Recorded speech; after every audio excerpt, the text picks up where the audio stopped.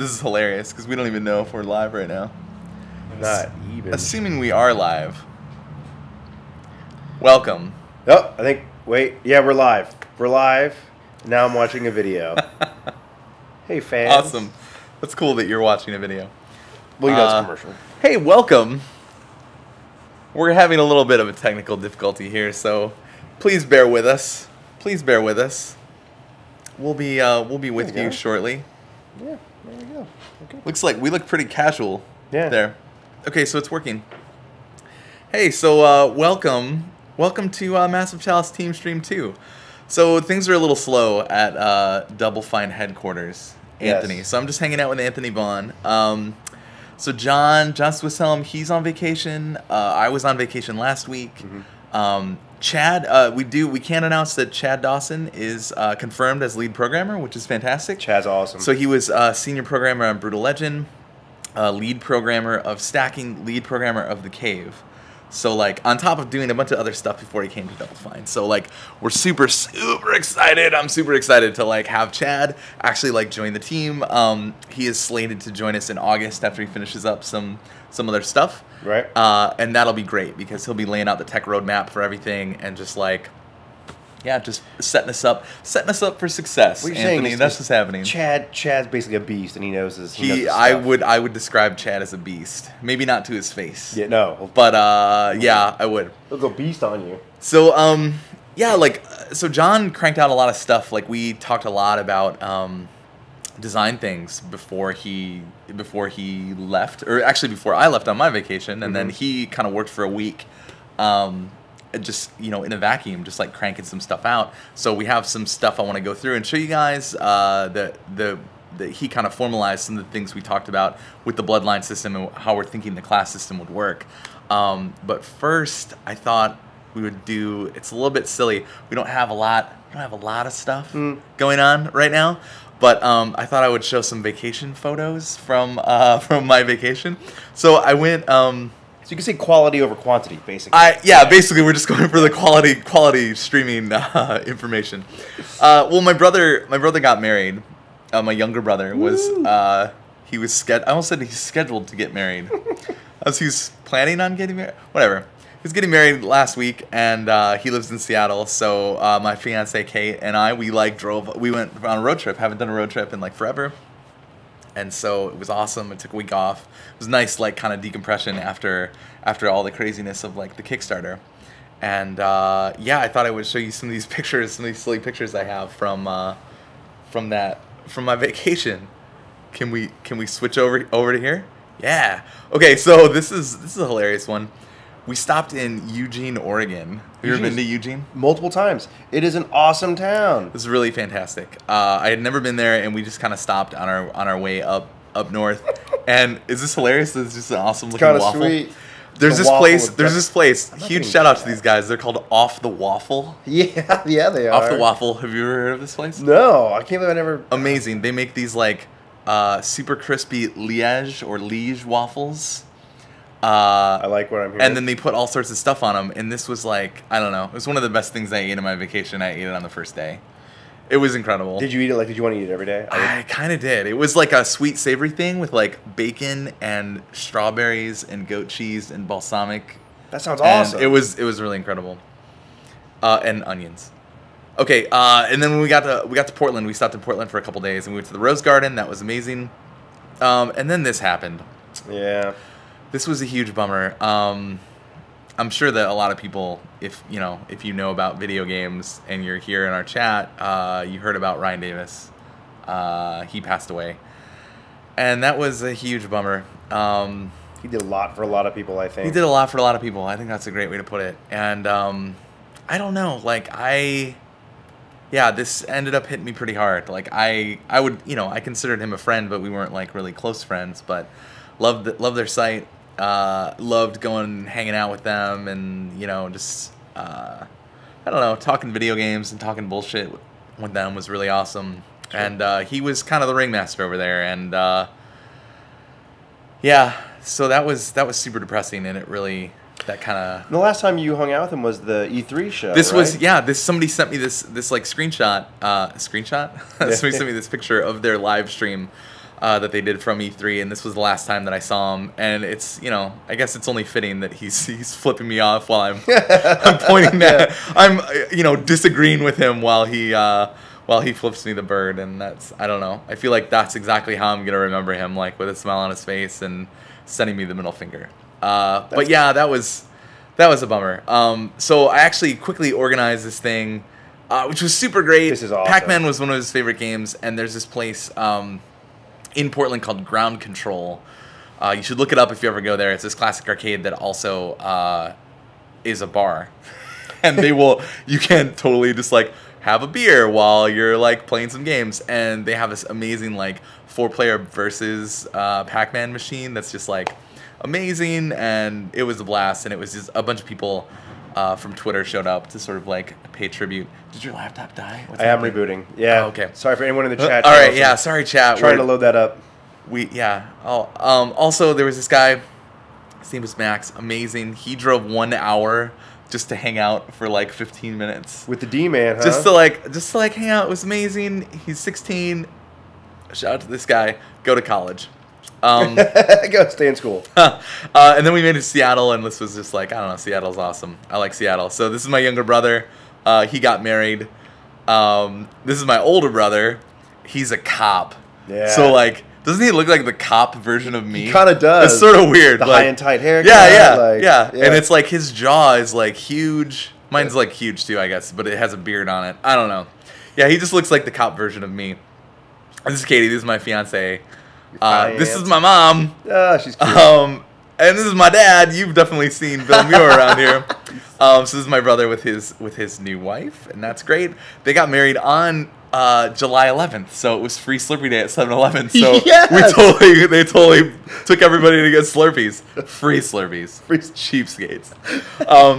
This is my mom totally finishing off a bottle of champagne, which is like so out of character for her, but it was amazingly hilarious. That's kind of fantastic. This was Katie and I at brunch the next day. I don't know. After the champagne, there's this owl in the background. Do you see it? What? It's not real. I was gonna say. And then we went to the Space Needle the next day, and that was really incredible. But the best part about that is that there was a Chihuly exhibit that's kind of like permanently there, is amazing. right next to the Space Needle. They have this like huge Chihuly exhibit, and he is this amazing glass blower. Would you call him a glass blower? I'd say glass. Is that a artist? thing? Glass artist, glass sculpture artist. Sculpture, yeah. And his stuff is really incredible, like super prolific. There's all this like amazing glass work, and I found this to be like just the most relevant to work and the most interesting part of like my trip in terms of like how it related to work. I found this stuff like super inspiring, especially as we're like we're doing research on like what are the demons of Massive Chalice going to look like? Sure. Like how is the demonic corruption going to like overtake the realm? What's it going to look like? Like what's it going to feel like? And I think that all of his stuff is really interesting and weird. The colors are like a little bright and happy, I think. So the idea But that's kind of eerie, like that blue one. this one's creepy, right? Yeah. Yeah, a couple of them do have like a really weird, creepy, like undersea vibe to them. Yeah. And it's weird. Maybe we should do, Terror from the Deep. Terror from the that'd Deep. Be sweet. But like maybe like helping like our audience understand like why would you look to something like this to like for instance for the demons, like what makes them so why is that harder than the humans? I think the biggest thing that I liked about it is that it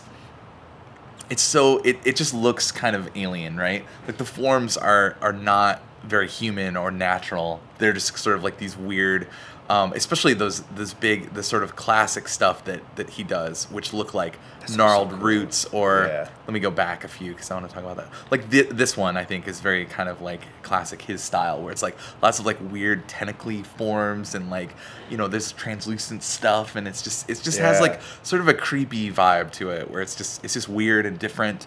But it really, and I was like, oh yeah, this is really cool. Maybe we could use this for reference. But then they have, after you go through the exhibit, you kind of go through this outdoor area that has just sort of a natural like landscape, like a groundskeeping, sort of like just a bunch of plants and like a garden kind of thing. But his glass sculptures are like placed around them, and they're like integrated into the environment. It just made me think about this, like, you know, the demonic corruption stuff of like the demons taking over and having it, you know, you have this juxtaposition of like really weird creepy shapes and colors that are invading like a kind of like standard landscape, you know. And this one, these look like these sort of like weird red candles, but they're glass. It's very weird. And like this almost looks like a plant, but it's like all glass, and it's huge. This thing tall is that thing? It's like 15 feet tall. Wow. It's amazing. And so is this one. This is like a weird like purple one. It's really these though that I was super interested in. Yeah. Sort of like having the spherical shapes along with like these weird curvy tentacles and stuff. Is the chat still not working? Yeah, sorry guys, I'm still trying to get the chat going. We'll have to figure that out. Yeah, I'm working on it, guys. Sorry about that. But yeah, I found these to be like some of the most awesome things like on the trip. Like this one right here, so great. Like these weird curvy candle forms and stuff. Like I don't know, with, you know, you can still see some of those spherical shapes. There's another one coming up here, where with like these purple ones. And then you have like these weird like eggplant, these like black eggplanty shapes. They were incredibly disturbing. These like, you know, they look like grubs or like larvae or like just something really disgusting, and they're just like jet black. They're just and that's what's weird. Like everything else he does that you've shown so far, like, and he had a similar exhibit like this in San Francisco at the DeYoung Museum, and like, okay, purple giant like teardrop things that they stand out, but like these black things, they look like they're kind of part of the environment, or like kind of could have come from under the earth, and like that's kind of terrifying to me, you know? Yeah, like, it's actually almost scarier in some ways, you know. It's very weird. And then these, I really like this, you know, this one that kind of comes up and then ends up going horizontal. I don't know, super amazing. And then this, what, like, I don't know, that's more like classic Chihuly. It's just like a ball of like weird tentacled stuff. And then this, I don't know, I like this one that it kind of looks like a trumpety flowery looking thing. It's very cool. Oh wow, that's crazy. And these are weird. These green ones are like really metallic, and that was just a super weird. I don't know. The whole thing is like awesome, and yeah, can you see that? You can see them those here, aren't right? ferns. Those are like metallic Chihuly glass things. You know what those black things remind me of? My wife and I are rewatching Star Trek Next Generation. That's how we roll. And there's that scene where they visit that planet, and there's that creature that lives on the planet, and someone I know, someone in the chat probably knows the name of the episode. But we just watched this. It's like season 3 or 2, and it's like it's a guy in a suit, but he's like got black tar all over him. Like in the puddle, do you remember? And it's got like that same thing. It's like they put feathers on him. That's racist. No. It's just like he looks like he's not supposed to be there. You know what I mean? Like it's like this lunar landscape, and then it's like this, and it's like really bad, like I don't know, mid-90s special effects. You know, whenever this episode came out, but looking it's pretty sweet. Yeah, exactly. And it's like that's a guy wearing like a raincoat, and someone's got like tar on top of it. It's like, but like that stark contrast that reminds me of it too. Where it's like it's not supposed to be there. You know. Yeah, it was. I thought it's super inspiring, and we're talking about it in the art, especially like as a lot of the Chihuly colors are like these very bright, kind of like neon, kind of happy. Like this blue is kind of like a royal blue, and it's like, yeah, it looks alien, but it doesn't look like creepy necessarily. I think, like, you know, and I think a lot of his stuff is like that. And we've kind of found this weird sulfury color scheme that we really like for the demons. It's like. Well, and we'll be showing more of this later, like as it gets more locked down. But it's like sulfurous yellow and turquoise and like the sickly orange and like all of these kind of like diseasey colors, I guess.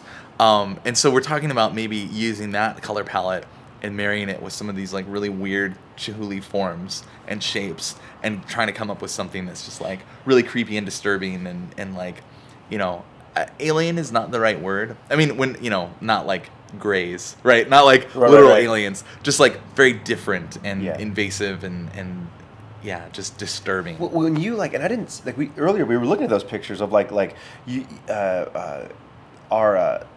one of our artists found beautiful stuff in these sulfur mines. And was that you, or was that the artist, guys? Who found that was I think that was from Andy. Yeah, that was Andy Wood. Yeah, so he's awesome. He found like.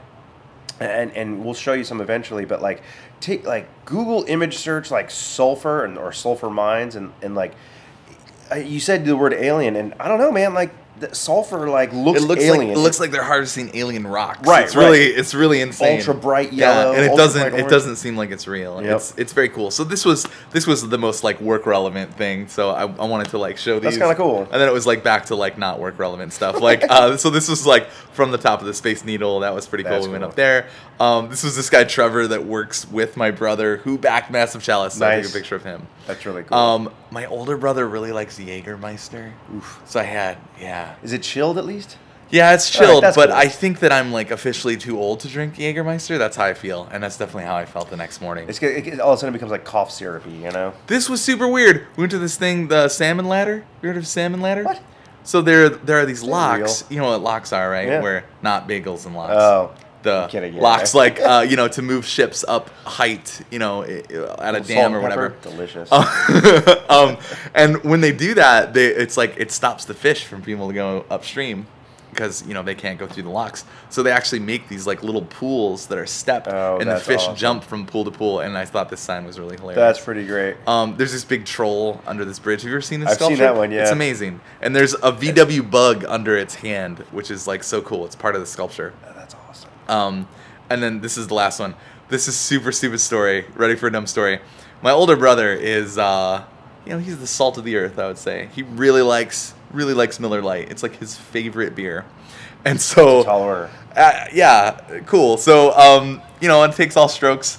So he could, for whatever reason, the places that we were going in Seattle all had like, craft beers and just like more sophisticated beers than Miller Lite. Yeah, and I mean, Seattle, you got a lot he of was just microbrews. hankering for one. And eventually we went to a Mariners game and we finally were able to like track down some Miller Lite for him. And That's so awesome. He was super happy.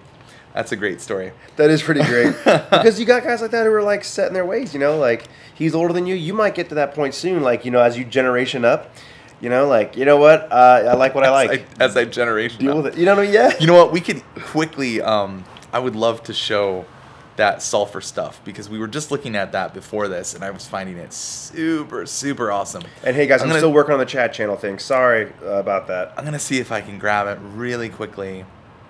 Natural. Control-Shift-Delete something. Here we go. Yeah, and I'm just going to rip through these, but I thought that they were super interesting. This is sulfur. Yeah, that like so these guys are like mining sulfur. I'm not sure what country this was, but you can just these environments are like really weird and interesting. I love all the like smoke in them. So these guys wear ventilators and like harvest this shit, and it's really dangerous for them. That's what this piece was about. And it's just fascinating seeing like all this stuff. It really does look like alien or like, I don't know, demonic. Does it look demonic to It you? does. And there's this weird like orange oxidation stuff. I don't really know what that is. Clearly need to do more research before I show this stuff off. This one is really disturbing where you can see like the sulfur's caked on this guy's mustache and on his eyelashes. It's really Yikes. I know that can't be good for you, right? Can't be good for you. I'm not a doctor, but Yeah, I'm not a doctor, but I don't think that's really what you want to be doing. Yeah. So yeah, we just thought that this was incredibly awesome seeing these guys like harvest this sulfur, and it's just I think it's a very interesting kind of main color for the demonic faction in Massive Chalice, and I'm pretty excited. Yeah, about it. like that lake thing. Oh yeah, but it's like that weird pretty blue with Yeah. like this like putrid. And it's like opaque, right? Like you see Yeah, that water, like and it's like milky. it looks like there's something wrong with it. Yep. It's very cool. Yeah. So we're super stoked about that. I'm excited. But that whole thing, just to like kind of put a bow on that, like before you get into this thing, like that, I think something we found, and we've known this for a bit, and like now we're kind of just confronting the challenge. Like, when you say like, oh, it's tomorrow guy's problem. Well, now we're tomorrow guy. It's today guy's That's problem. right. Yeah. But It's like we get to figure all of it out now. Yeah. It's pretty awesome. And it's like humans, just because they're so identifiable, like we know we have to deliver that, like that's a family, and that's what a warrior and a mage, we have ideas of that. But like the monsters, the beauty is the artists have a lot of freedom to do what they want. Yeah, but that's also the sky's curse. the limit, right? Yeah. Sky's the limit. And that's actually, we are having a hard time just, thinking about it because the fiction is so not locked down. Right. So we're going to be having a lot of brainstorming sessions over the next, couple of weeks just to really lock down, I really love the idea. It's so abstract. I don't really know how we'll do this, but that the demons actually represent the effects of time, the passage of time, the effects of time. So things like natural reclamation and oxidation and rust and erosion and like these weird, like tectonic plate shifting. I mean, what is the, it's so weird because I don't know what monsters that represent that look like. It's a real challenge to try to figure it out. And we're going to take our best stab, and if it doesn't work, we'll come up with something else. Yeah. We'll come up with something else. Yeah, but I feel like it's a really kind of like weird lofty goal that we're going to shoot for, and we'll see. We'll see how it works out. Like whatever, we got some time. So the other thing that I wanted to talk about is the bloodline system, legacy system. So I think I might need. By the way, we are online with a chat. Oh, we are. Okay, great. So I'll probably reserve questions, until the end, just because want to talk about. We actually finally have some little tidbits to show. But I'm in there. I'm locked in. I'm looking at you guys type stuff. It's awesome. And thanks for your patience. I'm just going to see if I can use the keyboard to scroll down on this. And I can't. I don't know why. Let's see how long this mouse is. I'm going to get back in frame. Okay, sweet. That's a USB cable from hell. It's amazing. Huge. Okay, cool. So this was something that John and I had discussed before I went away on vacation, and this is like our best current stab at like how we think the bloodline system is going to work right now with like everything that we know, and we're trying to keep it as simple as possible without making it overly simplistic. Right. Because this kind of system can like balloon up and like be like totally crazy. It can be very difficult and unwieldy for us as developers, but more importantly, it can like become really opaque and hard to learn from a player perspective, and then also just like balloon out of control as you go into the third and fourth and fifth generation of heroes, where you look at a hero and you have no idea what he can do. You're just like, what is this hero capable of? You just don't know, because the hero is like made up of way too many things. Do you want this or the keyboard? So I think, hold on 1 second. Oh, sweet. Oh, nice. Oh, Two Player Productions, by the way, working the magic per usual. Paul Levering is helping us. Oh, I think it's over here. I got it. Bam. Okay. I think we're good. Cool. It was just slicing it off a little bit.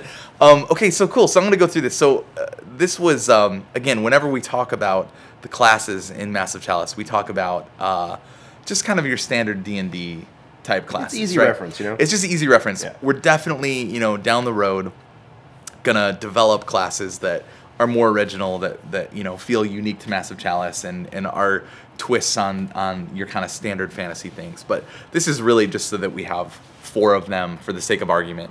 So we've got like a warrior, a mage, an archer, and a rogue, and they're color coded up there, and you can see that. Hopefully you can read this. Can they read this? Yeah. Does it look pretty readable? Yeah. Hopefully it is. That would be really rad. And I've got it on the low res feed. That looks pretty readable. Awesome. Yeah. Okay, so it really starts with just one hero, and for this, these 2 boxes with W's in them, that represents your primary and your secondary class. So this hero A is a pure warrior. Mm-hmm. They're gonna have the primary skills, so their main primary class is a warrior. So that means that all of their equipment selection will be based on being a warrior. Their stats will be based on a warrior's stats. Their secondary abilities are also a warrior, so this is sort of what we call like a pure warrior class. And we're still like up in the air about like what are primary abilities, what are secondary abilities, what does secondary mean? Right. We had a thought that like maybe like all passive abilities would be secondary ones. That was just an idea, but I think it'll be some mixture of both.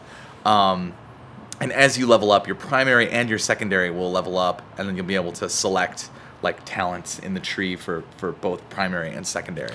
Right. There's also an additional part of being a hero in Massive Chalice, and here they're called traits. You can see this. So hero A has trait A and B. So this is like the perks and quirks. I think we're just going to call them traits because it's easier. It's just a single, it's like a single word that encapsulates both positive and negative things that could affect you as a hero in the game. So these are things we're really super inspired by Valkyria Chronicles. They have a lot of these traits that I think are very like gameplay impactful, that I think are awesome. They have a ton of them. Like I think they have a lot. They have like 100 or something. Valkyria is very complex and awesome. And I don't know if we really need that many in order for it to be good, but and it's very scalable based on our budget. But the ones that I really remember and love the most, as an example, the like lone wolf trait. Yeah. So that was like when you're nearby friendly units, your stats are lower, but when you're kind of far away from friendly units, your stats are a lot higher. And that it's very flavorful, right? It gives that character a lot of personality, because you see this guy and you know the stats, you see that trait and you know that you have to maneuver him strategically in a specific way on the tactical battlefield in order to like take full advantage of their capabilities, and that's really cool. It is, and it's, I'm sorry, but like that is, I love that particular example, because that is something, whenever you think of a strategy game, you always think of your group and your band of guys and we're all sticking together. But like, here's something that makes you have to think completely opposite. Like, sorry, this guy, he's a lone wolf, man. He operates better. And that's crazy. something like I think our second chat with Jake Solomon, that was something that he really urges to think about. Think about ways to split up the hero party, so that you're not just rolling around as that like death ball and just sticking super close together. So that, I think that's a really good example of a trait in Massive Chalice, something that we want to do. And we'll be brainstorming and asking for suggestions on the forums and stuff. Like because I feel like this is a really like kind of wide open type thing. So I really want to know what you guys like think about this kind of trait system. And a lot of them are gonna have some of them will need gameplay programming, like a decent amount. Like that lone wolf one, there's some amount of gameplay programming to be checking the vicinity whenever a unit moves. Like check the vicinity around you and like check all the entities and make sure that there's no friendlies, and then you get the bonus. And if there is a friendly, then you don't get the bonus. Like there's a decent amount of gameplay programming in there to make that work. But some of them are like a lot simpler than that, and they will give a similar flavor for even like cheaper cost. So we're gonna be like soliciting you guys for a lot of those traits, and as we develop this further, I really want to get a lot of suggestions. So in this system, here's this hero A. He's a pure warrior, and this right here, I'm not sure if you can read it. It says "Inkeep A."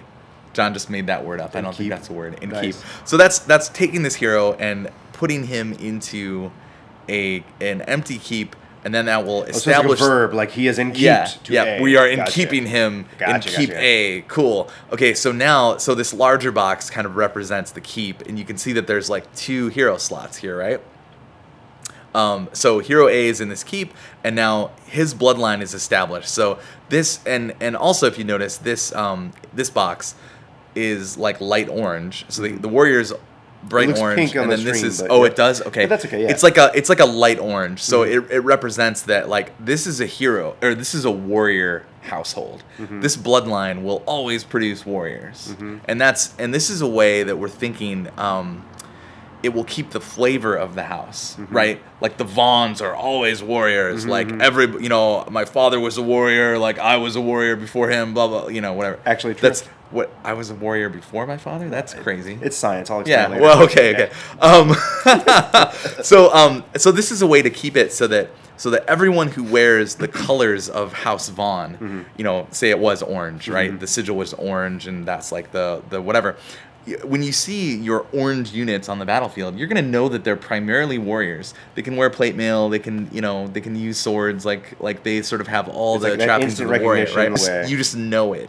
But that's not to say that each Vaughn will be the same, and we'll get into that. But that all heroes that are born of this house, they will all have the Vaughn colors. They will all be warriors, and that's like, I think it's an important thing for keeping the heroes recognizable, having a strong link between the sigil, the colors, and the class are all like kind of linked together, and I think that's really cool. So now in this, and also worth noting, in this example, hero A can be male or female. This is that really gender neutral kind of solution that we want to push, where it doesn't matter if hero A is male or female. You can establish the bloodline with a male or female, and you've established Vaughn House with with Anthony or Antonia. Antonia. Fun. So now, large girl. so now the second slot, there's this hero B, which is an archer, which is red. So this is a pure archer. You can see the AA, and they have different traits C and D, and they get married into this house. So this is like an arranged marriage. You as the ruler, you're putting hero B in with hero A. Cool. I'm gonna skip over this next part. I'll come back to it in a minute. So for this example, hero A and B have 3 children. Child A, Child B, Child C. So you can see that they're all orange, and they're all primarily warriors, right? That's their primary class. So again, they're going to be wearing orange colors on the battlefield. They'll be wearing, warrior equipment, so you'll be able to recognize them all the time. And just to make that connection, again, so if you scroll for a second, is that because they came from a warrior house? Like the light orange box around the whole thing? I see. It's because they're, that locks them into being warrior primary. Yep, and their last name, assuming this is Vaughn House, right? This hero A is a Vaughn. This one is, a Levering. Just someone else that got married into this house. These children, and the thing that, again, gender neutral, like if this was Antonia Vaughn and this was Paul Levering, the children will take the Vaughn name because they're in Vaughn House. I see, right. That's what's key, gotcha. So these children are all warriors, and you'll see there's question marks in their secondary, right? And then their traits are all randomized. So you see, like, again, we were thinking this is like traits A, B, C, and D from these parents. And the children have, this one has traits A and C that came from the parents. This one has trait B that came from the parents. But this one, like, just kind of an outlier, like a genetic aberration, has like trait D and E. And like, that's cool. Like, we want there to be variation throughout the ages. And we're talking about 4 traits specifically, having these be, having these follow kind of like a genetic algorithm, like a genetic, looking at actual genetics, where it's like, okay, if you were a lone wolf, your children are more likely to also have the lone wolf like trait. Punnett square type stuff, like exactly. From biology class. You got it, yeah. And having some of these be like recessive and some of them be dominant and stuff like that. I think it's really cool. It's a way that, and this would all be under the hood. We wouldn't tell you about any of this stuff, but you would just sort of, through playing the game a lot, you might learn that, like, oh, like, this guy is more likely to have children that have the trait, like he has a really positive trait, like he is hardy and he's like quick. Sure. And that's awesome. And so, like, that would be a great hero to retire because the children would be more likely to get those traits as well, which is really cool. And to be clear, in these 3 children, for those who can't read it on the thread, like Child A has traits A and C, Child B has trait B, and Child C has trait D and E. But who's to say that Child B and Child C couldn't have the same traits? Is that a possibility? Totally a possibility. Yeah, it will be randomized every time, right? And also, like, unless these are twins or triplets, they'll be born at different points along the timeline when you're running the timeline. Right. So when these children are born, you'll be able to choose what keep that they're going to be raised in. So you see, so this ties into the fact that their secondary class is all just a question mark right now when they're born. They're going to be warriors primarily, but their secondary class is just like a question mark. It's unassigned right now. So when they're born, you'll have the chance as the immortal ruler to decide what keep they're going to be raised in. So for Child A and Child B, we made the decision to put both of those into the same keep, have them raised by their biological parents. And then when they come of age, so that's down here, it's sort of these arrows that flow down here.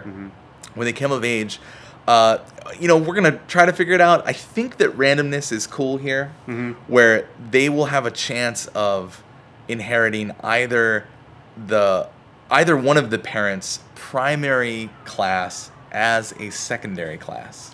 I see. If that makes sense. So, okay, right. So, like, if my mom is an archer or one of my parents is an archer, but my primary house is warrior, I could be warrior or warrior archer. Exactly. Is what you're saying. Yep. Okay. And those are the 2 examples that we have here, where Child A, when he comes of age, he or she comes of age, just randomly gets Hero A's primary class, which is a warrior, so you get a pure warrior, and Child B is randomly assigned the other hero's primary class of an archer. So this is a warrior archer.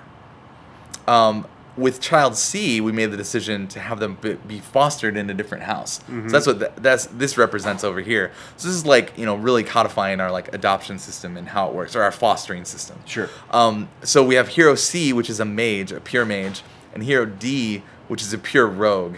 So that's the green one. And again, you see that like the box that they're in is really the keep. This is hero C, the mage. This is a mage house. Right. Because the primary hero is a mage here. Right. And then the secondary hero is this rogue, this green thing. So child C, when child C comes of age, again, randomly going to get assigned the primary class of the main hero or the secondary hero. And in this case, it came out to be a mage. But there's no reason why this couldn't be a rogue, a warrior rogue that pops out of here.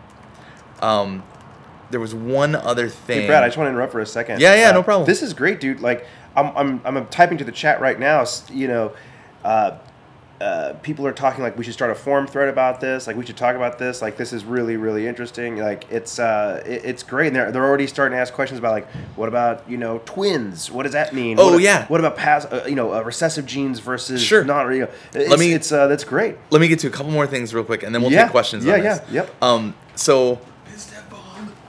Oh my God, Bizdef Bailey attacking. Bizdef Bailey bomb. So this part that I skipped over. Oh, also I want to say before I finish this up is that this is really based on like John and I talking about it and other people at Double Fine, but also like, you know, reading the forums and like seeing, you know, just like interacting with people since we launched the Kickstarter. There have been a couple of great threads that I commented on just a couple days ago about this system particularly, and a lot of the ideas that people are talking about have really like worked their way. At this point, they're kind of indistinguishable to me, but a lot of this stuff is influencing us, and it's worked its way into like the way that we think about it, and this actually design. Also, this is not the final design. I mean, this is just our first take, kind of best. This is like our best guess rough draft right now. So right here, this part that I skipped over. This was a really cool idea of trying to take research and manufacture concepts from XCOM and push them into your heroes, right? Into your retired heroes. So for each keep, you'll be able to go in there and set the main focus for what their focus is going to be about. So like this purple box is arcane research. This gray box over here is smithing, which is, I don't know if that's the best word. That's the best word I have right now for manufacturing. Pretty good. It reminds me of Lord of the Rings Online. Smithing, and then child raising. So child raising represents two things. It's percent chance to actually have children, and then also how much of your experience will you pass on to the heroes that are being raised in your keep. So, you know, I think that this is a really great way to include same-sex coupling in the game, so that even if you're set to this, you know, and it's a more generic term, child raising, you can have a same-sex couple that is set to, you know, the keep has the setting of child raising, like, and I'll just scroll down here again just for a moment. So this right here, this could be 2 men or 2 women heroes, right here, this mage and rogue.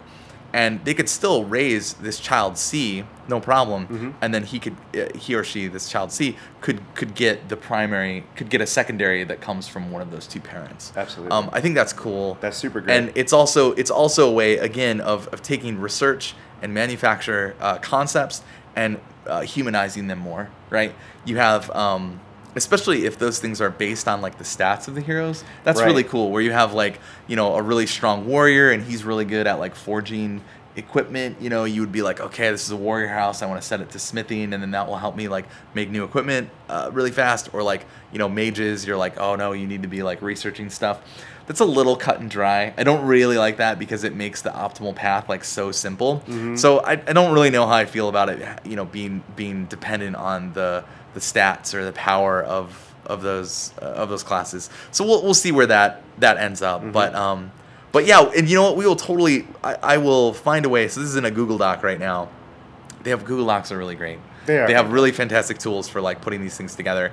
I'll try to just like render it out and post it to the forums later today. I think it would be great to get a discussion. We can print it to a PDF around so that static and send it out. No problem. Yeah, that sounds awesome. Okay, cool. So yeah, I thought we would I'll keep this up, and we can take questions just this is meaty. specifically about this. Yep. And then we can open it up to like more general questions, and then we can shut it down. Great. What do you think?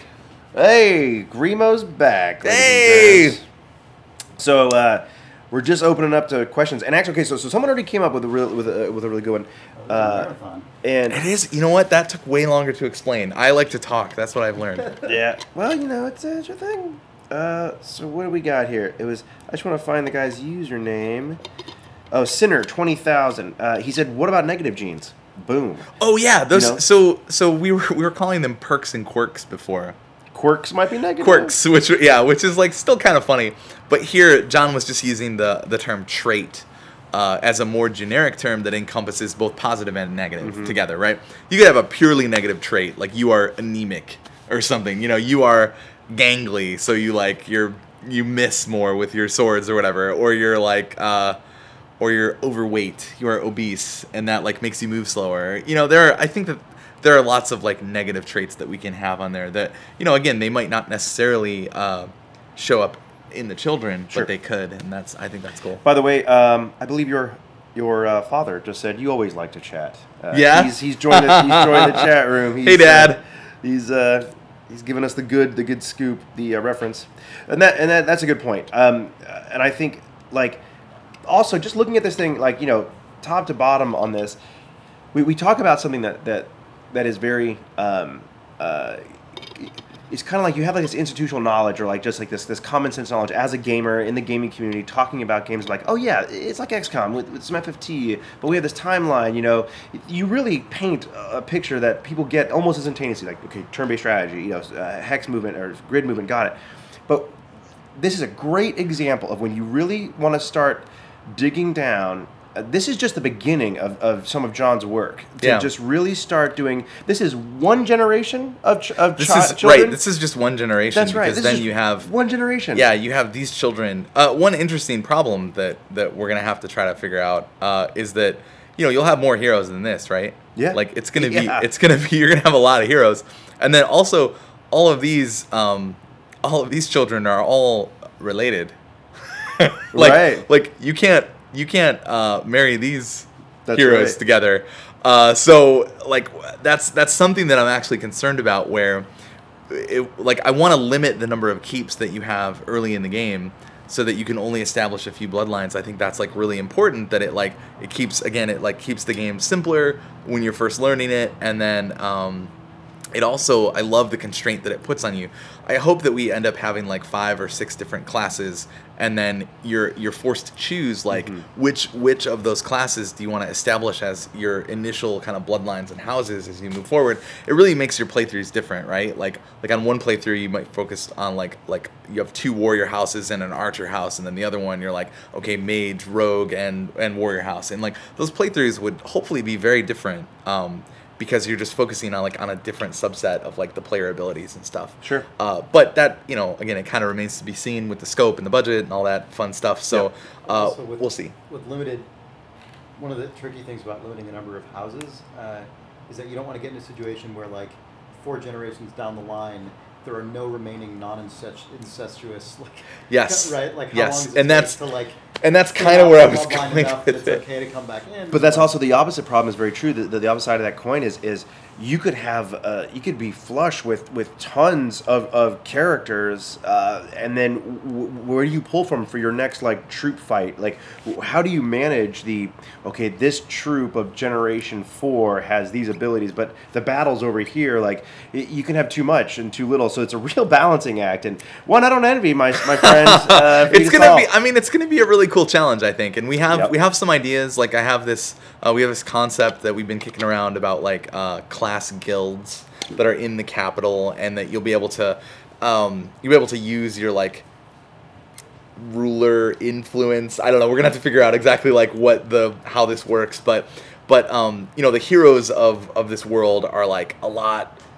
I don't know, just like of a cut above sort of commoners, but the commoners are like training in the various disciplines, so that you'll be like, oh man, like I lost all my mages, or like my mage line was extinguished because I lost all of them. That sucks. So be able to go to like the mage guild and then look at sort of the roster of mage apprentices, Right. and then be like, okay, this person would make a really good hero, and then you can use some resources to like turn them into a hero, sort of like knight them or whatever, Yeah. and then they will like join your hero squad, and Freshen then up the gene pool a bit. and then also that's the thing. It solves the like XCOM recruiting problem, because I think that if you lose a lot of dudes in combat, like you're gonna need to replace them somehow, and then it also lets you establish new bloodlines or marry new That part of the game can also be fairly low impact in terms of asset demand. absolutely. And so on. Like That's just UI to do that system, right? Exactly. It's like that's it.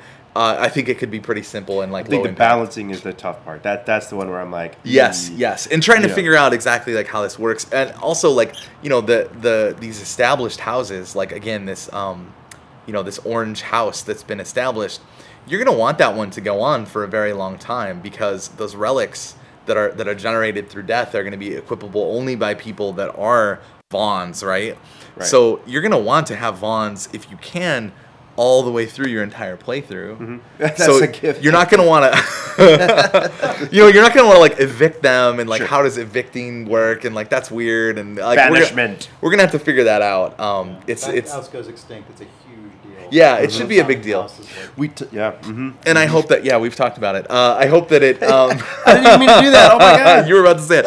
And I mean, I hope that we can come up with a good solution for like having a house be extinguished that doesn't like completely wreck your playthrough, because you do have multiple of them. You'll be hopefully liberating these other keeps and establishing more bloodlines as you go through the game. Like it's It's we also don't. something that is like that general.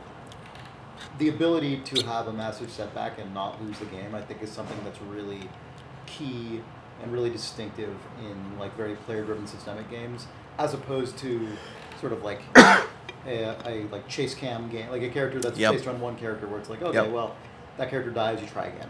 It's like having the ability to have those. And I think epic comebacks is so. And great that's for one games. thing that I'm really excited about, is that because any warriors, any heroes that you send into a given engagement, they're gonna die anyway.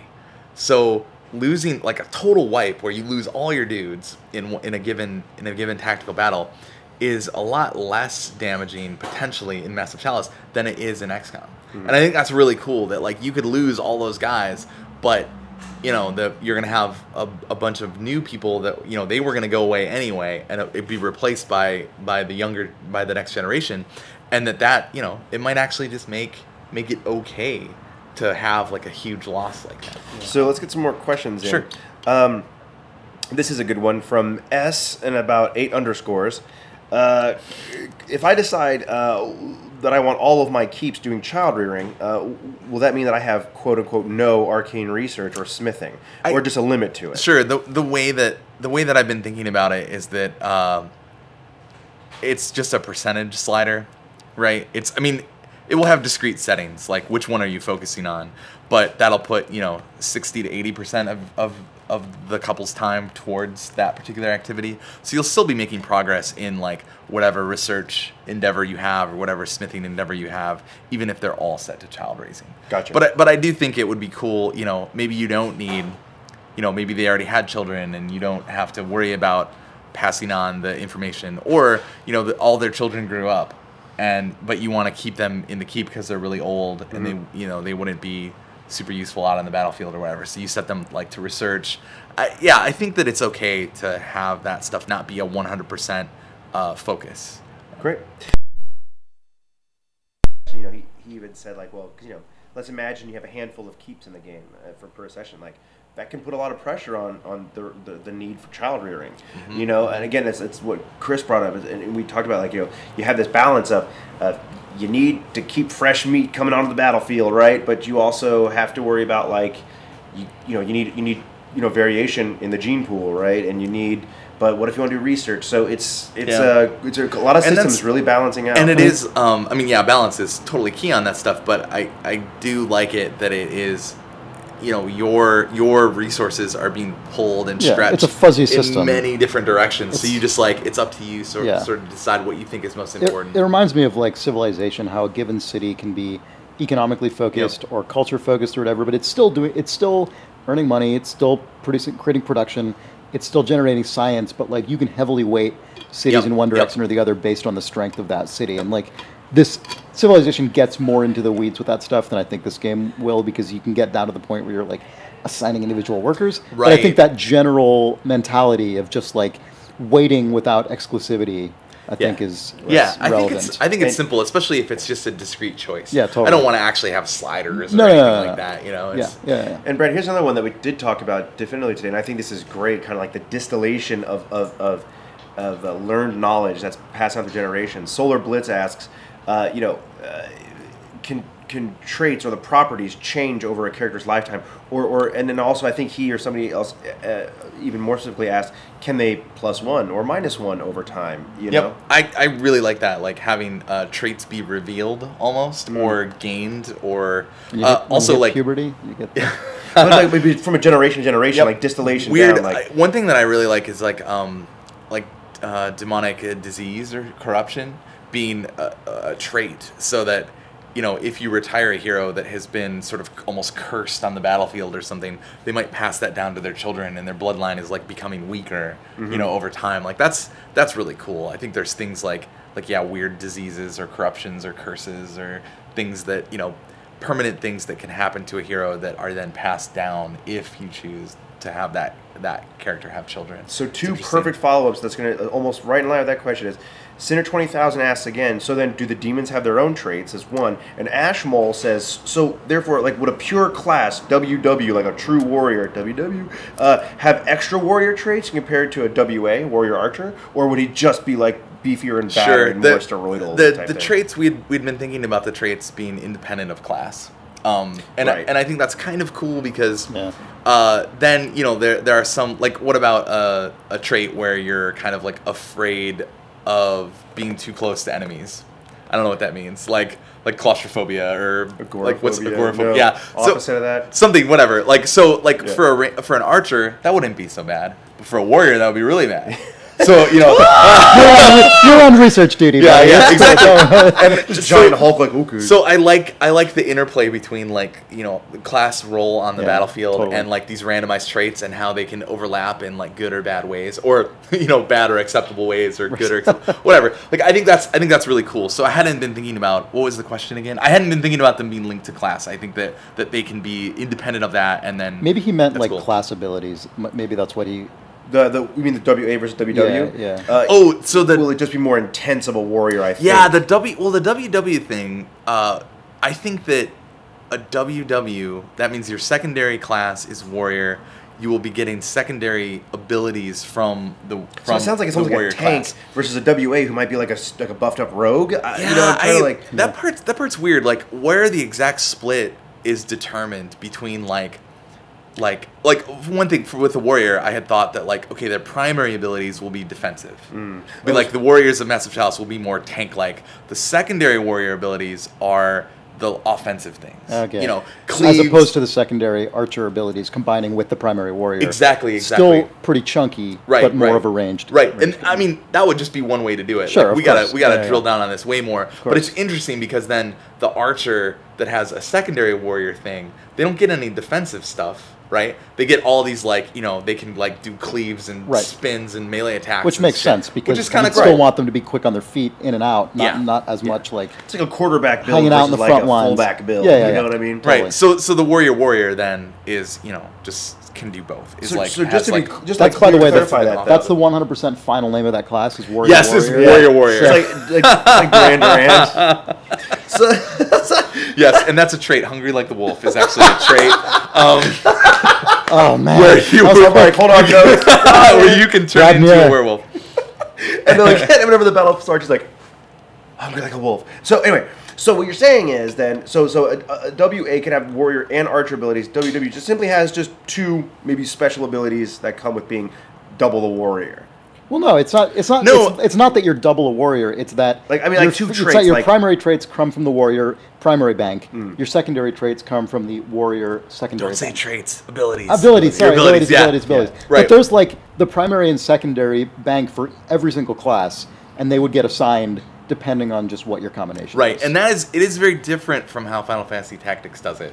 Final Fantasy Tactics has like those 5 slots, but ignoring the like passive stuff, just focusing on those 2 active things. It's basically like all the active abilities for a class are in one big bucket, and your primary class you can use everything from that bucket, and then you assign a secondary class and you can use everything from that bucket. But here we thought it would be cooler if we like split the bucket in half. So and you totally understand it. I'm just trying to reiterate no. like that. Yeah, it's like it's about having the primary and secondary bucket for each class, and then you can combine them in any way. And as long as like all those combinations kind of make sense, right? I think it will be fine. Or enough sense, right? Because I think one of the things that's cool about a game like this is that it doesn't have to be 100% balanced in every direction. Because I think that's one of the things that makes it interesting. Not that you want it to be just like totally bonkers and busted, but like I think you have the luxury in an asynchronous single-player game like this. When I say asynchronous, I mean the 2 combat sides are asynchronous, like demons versus humans.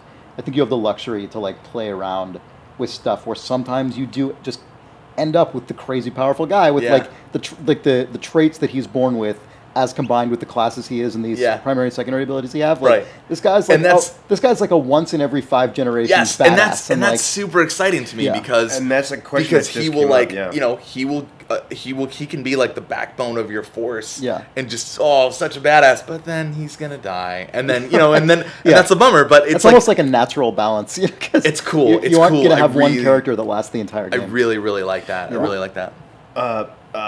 That's great, guys. And one thing that we did talk about, Young Gangrel asks about the idea of what about those once every 5 generation things? What like mutations? In the people, yeah. Like, I mean, positive, I think we could see those being like super traits, like represented as like really crazy traits that are very rare, or modifiers to traits, like exceptional than whatever the trait is, and that's like just the extreme version of that trait. And a lot of people have been asking about like, great. What defines that as broken, and I think that's simply like, how do you know something is broken? And honestly, that's like the meat, and that's like the meat and potatoes of the whole development process is that iteration cycle. Like once we get past this initial establishing foundations, pillars, timelines, who's doing what, why, when, and how, and we get to that point, I think like every game. That's the feel of a game, and like there's some obvious things you can get out of the way, but like that's an iteration thing. I mean, what do you think about that, Brett? In my opinion, that's just iteration. Yeah, and knowing, I mean, it's a lot of it. Right. Like I think a lot of it comes down to like a lot of it is subjective. I'm sorry. Yeah. A lot of it's subjective. It's just what's objective. It's just like a gut feel as you play it. For sure. Playing it a lot and just like. I mean, you can look at the numbers. Like I'm not I think that you should always start with like spreadsheets and numbers and stuff. But I'm not a huge fan of making those like subjective nerfs or buffs based off of just like raw spreadsheets. Because I think the feel of it is a lot more important. So what's also I think really interesting about that. I think people have an implicit understanding of that, but they've been trained to believe otherwise in a lot of cases, because I think if you actually go back and look at games like the original XCOM, I think a lot of what causes those games to be very memorable to people is that crazy things can happen in them. Yes. And like I think a lot of there are people who take issue, who aren't as big a fan of like the new XCOM as the old XCOM. Like I think they're both awesome games for like different reasons. Me but too. Like I think one of the things that modern game design often stresses is like sanding down some of those edges, and I think that's often not recognized as like one of the reasons sometimes those games feel different, because there are things about those older games that I think are just more objectively ripe for improvement, which is like interface improvement, things that are just like ease of use things that really are not adding or detracting anything from the soul of the game. It's just kind of the like software side of things. But I think a lot of the like theory crafting sort of like precise literal balance can often work to like sand out some of the more interesting edges. I totally agree. That occur. And so I think a lot of it is just, I mean, it's like Anthony was saying, it's iteration. It's just understanding the game from having played it a bunch and like being receptive to what that tells you, to what you learn from that. Plus, I mean, just trying to really collect as much feedback from the community as possible is really great. For getting reactions from people who have not played it before, like it'll be interesting once this game gets like this is going to be a lot of this stuff is actually like can't even be answered now because the way this game is being made is so drastically different. Like all this community stuff, like we're going to be on these streams, like there's going to be alpha builds that we're going to be showing you guys at some point. Like I can't wait till we have something on screen and we can like do some walkthroughs and of just like to reiterate, tech demos and early eventually things. There's going to be like the early access stuff for backers who have that. Like there's going to be there's going to be opportunities to get perspectives about those kind of broad sort of game balance things that are going to be pretty new to us and to a lot of people probably. Yeah, I hope it'll be cool. Yeah. Also, going back to your sanding off the edges, I totally agree with that, and I feel like a lot of the games that I've had that I've gotten the most enjoyment from over the last couple of years feel like they are a direct response to that happening in AAA games. There's definitely a Dark strain Souls, of that going on in like game design playing right a lot now. of Dark Souls and Dota and like playing Rogue Legacy right now.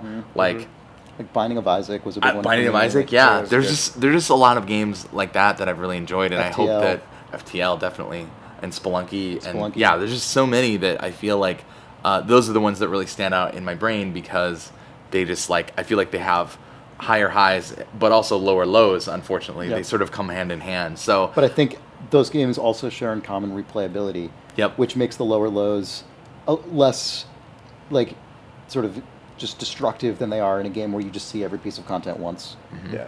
And that's like, just to reiterate, like that's what's amazing about this, and I said it before to our people in the chat channel, to people out there, like get on the forums. We have this open book. They're gonna see the our handsome mugs and our ugly sides too, like we're gonna see the our wins and our failures, and they can help influence a lot of that by like someone said earlier. I don't know if you were here yet, Chris, but it's like the whole genetic system. Like I want to start a forum thread on that. Like yes, go do that. That's fantastic. And there are some amazing threads on our forum right now about genetics and about like how that works and stuff.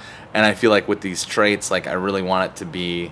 I really want like I think it's cool if there is a part of the system that is very deterministic, like this like class system. You don't want the player to feel at sea. How the classes are like super deterministic, but then there's a part that feels like very random, or like, and it's weird because like genetics are not random. Sometimes they feel random, but there is like an underlying system that humans have figured out and whatever. And so like having it be all under the hood, this genetic system that sort of feels random, but it's like, if this guy had this trait. Over many generations, you can sort of perceive some of the ebbs and flows. Exactly, yeah. I think that would be really awesome to have like some stuff you have control over, some stuff you don't, and it's just a nice combination of like deterministic and non-deterministic. And classes are a really good thing to have on the deterministic side because that's like base level composition of your force. That is going to be like that's the kind of thing that people's play styles is very much tied to, and that's also a thing that will like have repercussions down for many generations because of the house system. So that's like a really awesome thing to have under more direct player control, because you want your own play style to be reflected by your kingdom to some degree. But then as you say, like the traits, like that stuff can introduce like the interesting unpredictable element or pseudo predictable, like however it works. Yeah, and it also the thing I like about the traits, like more and more I feel like it felt like a fluff system, not a fluff system, but just a system that was more flavor than anything else. But looking at it and thinking about the game, it feels like that's how we're gonna put a lot of personality into each one of these characters. That is like, again, if they're all in Vaughn House, like they might have secondary abilities that are different, but they're all warriors. Like they're all warriors. So the real difference. Sounds like an advertising tagline. They're all warriors. We may have differences. We may not all be the same. But hey, we're all warriors. We're all warriors. Vaughn House. But having the traits have significant like influence on how the character behaves on the battlefield. And it really like helps add to their personality. I think that it helps because one of the things we want to try, one of the big focuses of the game is to get you to treat the heroes not just as like game objects, not as like Yeah. chess pieces. Like Yeah. like get invested in them, and if they're if one guy is like slow and he's like afraid of melee combat or whatever, it's like Yeah. that gives him a real flavor. Like Yeah. especially like if you have to take him because he's the only warrior you have or whatever, and he ends up like getting the final kill or something when Yeah. everybody else is injured. Like that's a really great like emergent story moment that came Yeah. out of the fact that like that guy is kind of a shitty warrior, but he like actually performed anyway. He stepped up. Yeah, like that's like super cool. And then Yeah. you could actually see like that was a great idea from people in the chat. Like if that happens enough times, his like fear of melee combat could actually go away. Like that's pretty cool. Like that, Yeah. I think that's really cool, and it would. So let's do a couple more questions from the thing, and then I think we got to wrap it up. But one thing is, and this is kind of a very specific question, but it actually I'd like it to be great to talk about is timeout. I'll just call him that. Asks, will we have the option at the end of a generation to send out the king on a suicide mission to just boss all the demons? I don't think that's in our plans, but it brings us something that we've touched on as we work through this kind of trying to congeal things together in our minds. What happens? Like, have we thought of the termination condition for the game? Like, is it just like all of the keeps have been like just decimated by the demons, or like, can you talk about that at all? Well, so we're gonna have some contextualized reason why like you, the player, as the immortal ruler, will not be able to like go directly into the battlefield. Probably be like bound to the chalice, like bound to the capital city, and so you're more of like the overseer, the director of everything, and like I think that makes sense. I think we can craft a fiction around that Sure. will make it feel pretty natural. So yeah, we're not going to be sending the like badass immortal ruler out onto to just house all the demons. That'd be as good, cool like, as that I got sounds. this. As cool as that sounds, Yeah. like I think it's I'm tall for this shit. it's better exactly. to like keep pulling me back in. keep it on the heroes, and it's like it's their fight to fight, and you're just like sort of directing them and helping them, and I think that's cool. As for like the actual like end condition, we're looking at a system of like corruption across the land, because there is this weird thing like the panic level in New XCOM is a system that I'm not like super fond of, but there's this thing that falls out of having a reactionary strategic layer, right? It's all totally reactionary for them to attack you, and then you respond and you shoot all the aliens in the head, and then you come back. And if there were no system that would, if there weren't a system that was kind of slowly pulling you into the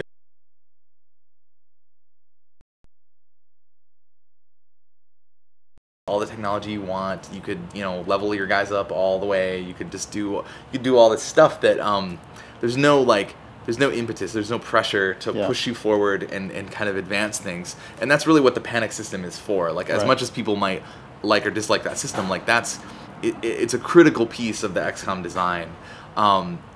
So we're looking for ways of making that, I don't know, like having it, like I think it's cooler if it's like panic was a very abstract concept in XCOM. Just like, what does that mean? Like, are they getting what's happening? I don't know. So we've talked about kind of doing that in terms of like how corrupted is this region of the realm. Because you have a discrete area, unlike in XCOM, where it's like you're kind of abstractly responsible for the whole world. Yes.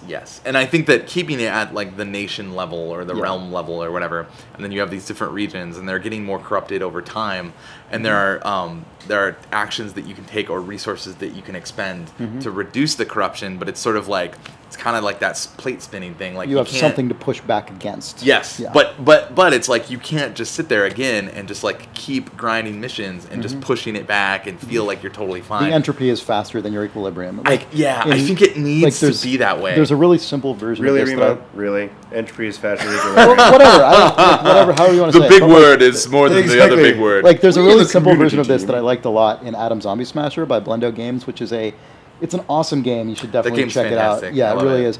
And like, there's just a constant the reason I said entropy is because I was thinking of that. I mean, they don't use that word, but like you feel like you're in the midst of this just entropy going on with all of this encroaching like zombie invasion that is just like coming in region by region, and like you have to start prioritizing This looks Sure. like the balance Yeah. between the reward is bigger for taking on a harder one, but the risk is also much higher. And like, Yep. there's a really great balance between like, you know what, I think I've got this like down enough. I think my skills are at the level, and I think my like equipment is at the level that I can take on this really high level infection. And like, if I do, it's going to pay off big. And that game is just, it's brutal. It's like really Oh, brutal. man, the but way there's that- still But a it creates great I drama love- because of those yeah. very I scenarios. I love that system that they have where if there are like adjacent ones that get infected, then it like doubles and it Yeah. spreads. Yeah. There's a really cool board game called Pandemic. Yeah, I played that. That you have played Yeah. that, which is like, it's like co-op, which is really cool. It's a co-op board game, but it has that feeling of like you are kind of doomed. You have to just make the choices that are like the least bad. Which is like, there's something Yeah. bad about that. It's like, that's the feeling that I think that I would like it to feel a little bit more active. Sure, And that's why we sure. have that concept of like, you start with 3 keeps and then you can reclaim a couple of keeps. You can actually feel like you're like expanding. Totally, you're like yeah. you're like making some progress. Right. Like, I think that will be a really cool feeling Yeah, in the that's game awesome. to like acquire your 4th and 5th keeps. I don't know if it's gonna work. Like, we'll try it. Sure. But like, I think that's cool. It's a way to feel like, yeah, you are losing the whole time. You are sliding backwards, but you are sort of like making some progress. I think that's really cool. Like, I think we can find a happy medium there where totally. it's like, because none of those games, I think, like Atom Zombie Smasher works that way because it's deliberately tuned to be totally brutal. But like, Right. I don't think that system inherently has to be that unforgiving. So let's get a couple more questions, and then but close it out. to totally finish that thing, Uh-huh. like once the corruption level it gets too high, and pieces of the nation start like breaking up and Yeah, yeah. dissolving into the ocean or whatever. Like, that will just end the game. Sure. The whole nation will dissolve Exactly. into the ocean, and you will lose, and you'll be sad. And I think that it would be really great to have everything except for like the capital city dissolve, and then you're like Totally. the That's immortal like ruler the is just big there one. with like the Right. tough tier, That because totally- it's like everything's gone, but he's immortal and they can't touch him. Yeah. So it's just like, oh. Every time I think about this, I totally think of all those like 90s era system-driven games where like the lose screen is like that really nicely like painted, but at Yeah. like 320 by 240 resolution Yeah, of like yeah. the tragedy has happened, and the king is like, oh, and the demons Yeah. are like coming in from the Yeah, edges, yeah. and he's like, it's over. And, like, Yeah. I just I always kind loved of in like it. Civilization how that would happen, and then it would be like Montezuma will rise again. Yeah, You're yeah. like, next time. It's awesome. Yeah, exactly. But yeah, I like that feeling. That's that, your nostalgia minute with Chris Reno. that the ruler is like the capital, or like this very small area that he's bound Yeah, to is like yeah. totally immune to like the like demon's the Vatican. bullshit. But it's like that would be all that's left if he fails. He or she fails. Yeah. All right, Yakety and Yakety. Okay, done. Yes. Fog of War, we talked about it. What do you think about range-based versus vision-based Fog of War? Like, and I think what that's really kind of getting at, I'll just say that, I guess, but is like, it's because it's all vision-based, but is your Fog of War, I'd like to understand more about how that understands melee versus your ranged combatants. I think, what was the question though? Range-based or Range-based, vision-based? Vision-based. That's from I think that Randolph. it will be both. I think that what he's asking is it based off of a specific like radius around the unit versus how long it could actually see, before it like hits something like your actual line of sight. And I think it needs to be a combination of both. Because it's melee combat. I think that like the ranges of everything have to be a little bit shorter than they would be like in XCOM, which is like all ranged. So like we need to pull that in, like how far each unit can see needs to be like pulled in. But then on top of that, we can totally have line of sight where it's like you can't see around a rock or whatever, right? Like you can't see around this wall, so there could be demons hiding there, and you need to like go check it out. I can see around rocks. You can see around rocks? Well, science, I'll tell you about that. Oh, okay. It's true. Cool. What else you got? But is that it? Yeah. No, Okay. I think that's the right way to do it. Like that's where we're gonna start, because if you just do pure line of sight, then I think that you'll just be able to see super far. That's a huge advantage to ranged units. Yeah, it just doesn't make sense to like, you'll have to maybe several turns of running over there to hit the guy with your melee weapon. It just won't feel right. I think we need to keep it like more constrained. And this is a great question. I think this is the last one we have time for, unfortunately. Young Gangrel asks, alliances, and I think affinity is what we can talk about here. We've thought about it. We've talked about it. A lot of games, in his opinion or her opinion, haven't done this very well. what are some of our thoughts about affinity and alliances? This is like diplomacy. Yeah, diplomacy. Yep. I think that this was part of like, you know, we use Game of Thrones as like one of the influences for the game, and it is, but I feel like so much of that you know, book series, whatever, is about like political backstabbing. You know, it's like these different houses that like are at each other's throats and like vying for supremacy, and like that's cool.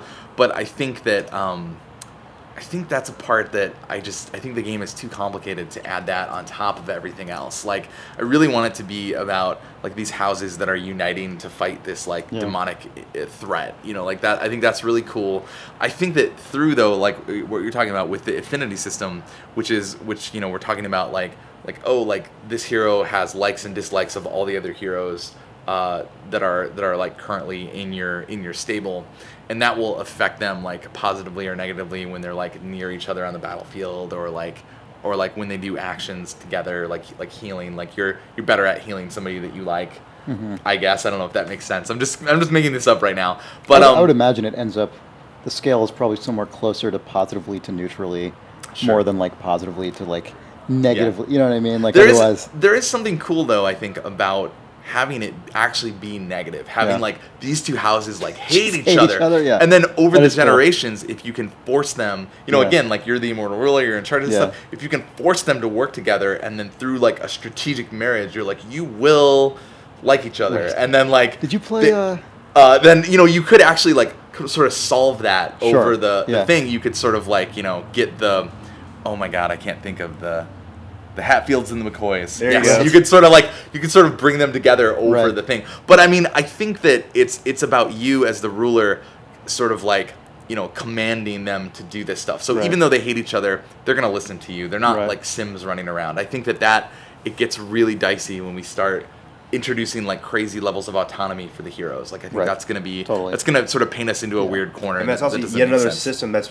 pretty complex to layer into a very evolving game. And that's the thing. I feel like there's so many systems, having like a political system on top of it is just like, I think that's just like, that's one system too many. And you know what? We probably already have one or two systems too many that we're gonna have to cut as we get through pre-production and stuff. So it's like, I mean, it would be cool for sure if I'm going to hold you to that, by the way, as things continue. If you did, like, definitely, there's a version of this game, it's probably, the budget is much higher, where you have, like, actually, you know what, and John and I had discussed it, because he's a big fan of, like, the Game of Thrones political stuff and all that stuff, and we had actually talked about where you choose, like, one keep or one country, and that's like you're starting, almost like in XCOM when you pick like where your base is going to be, right?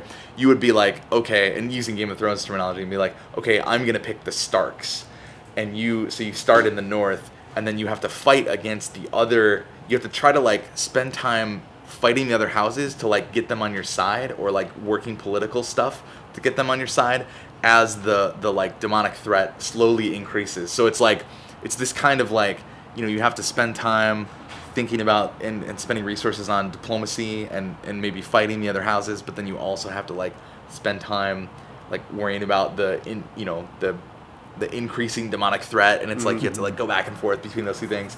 It sounds very cool. I just think that it's like, huge. It sounds a lot bigger. Overhead. The other thing that I really dislike about it is that it has like just straight up like human on human violence, and it like just gets, I don't know. I like games, and I want to make games that are more less direct in their violence, you know, more over the top and more like about humans fighting demons, and it's like not humans cutting each other's heads off and shit. Like, you know, I would prefer to avoid that, like in the games that I'm like actually in charge of. So last question, and again, something I think is important too. We've had a string of trait-based questions, and those have been great, because that's obviously one of the core pillars. What about just the idea you have outliers? I mean, we are in an environment where that environment is changing, that environment is dissolving. We're trying to fight that decay. What about natural disasters, volcanoes, earthquakes, demonic spires uprising and messing up a troop of a band of troops?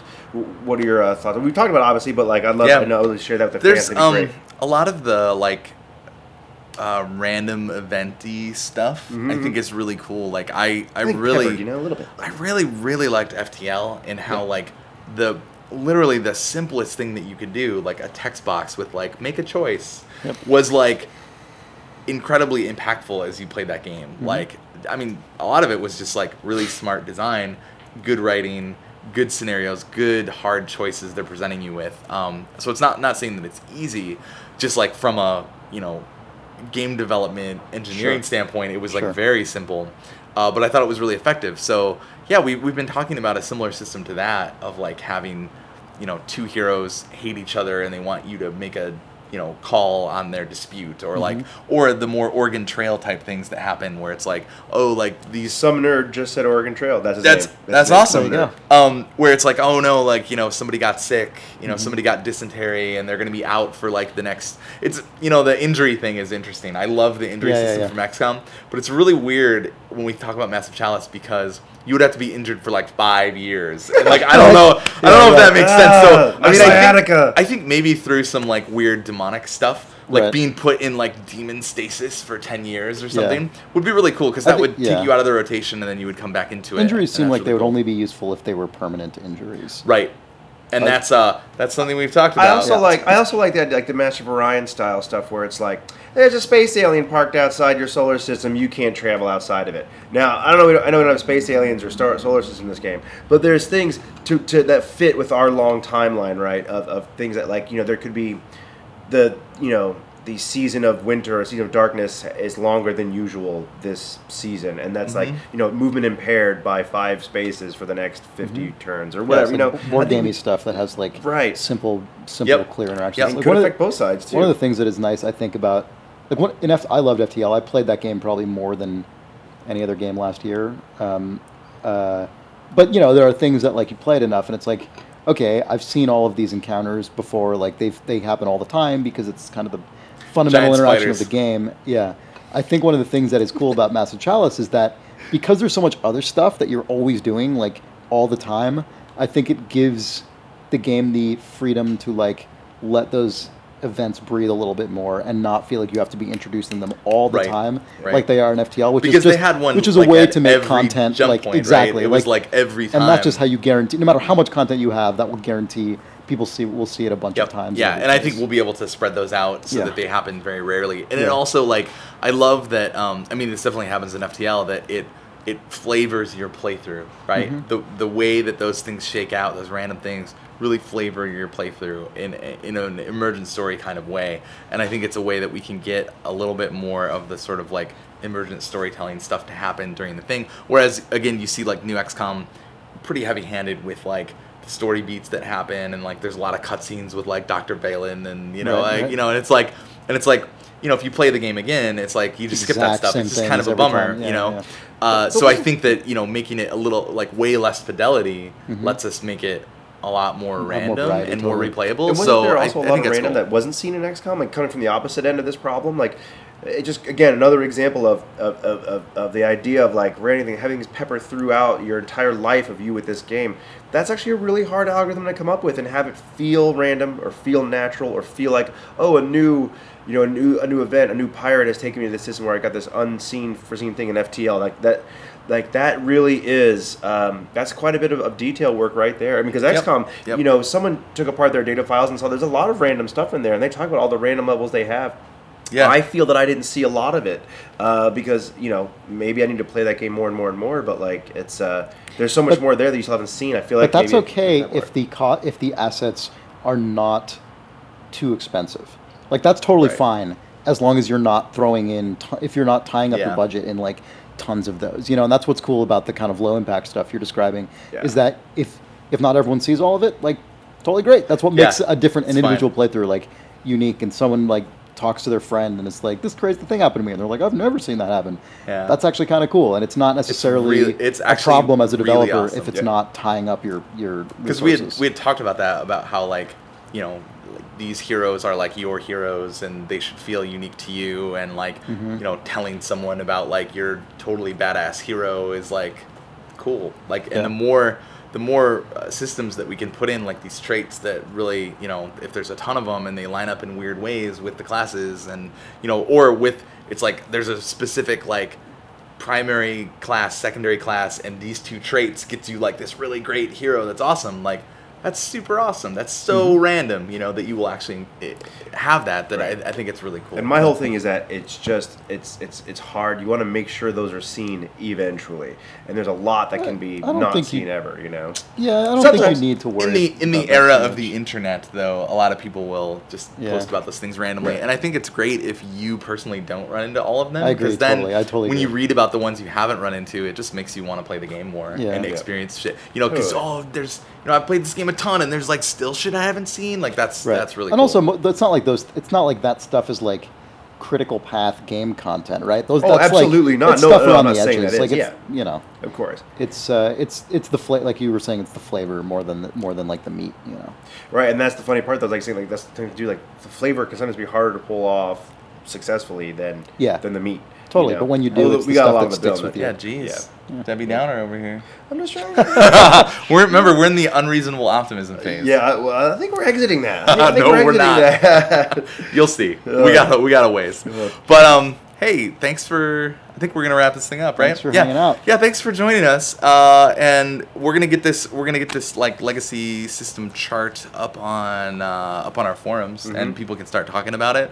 Like, I want to read your thoughts.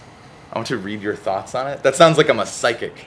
Like, I want to read. Just gonna call up the NSA, figure out what all our backers are thinking about all this. But yeah, like I want to see people's thoughts about like this legacy system, the stuff that we were chatting about, and any other questions? Put them on the forums. Yeah, forums important. This video will be up on our YouTube channel. It'll be archived on Twitch TV itself. And hit the forums, make some noise, start some conversations.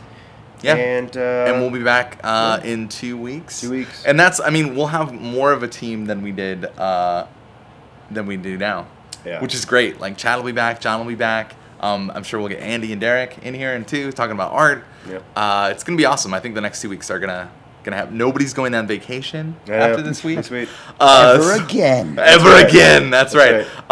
But like I'm bought shackles for the desks. We'll talk. Excellent. We'll talk. But yeah, we'll have a bigger team. We'll introduce people, and we'll just keep talking about the game. Keep talking to you guys about the game. It'll be great. Awesome. Thanks again, guys. Thanks, guys.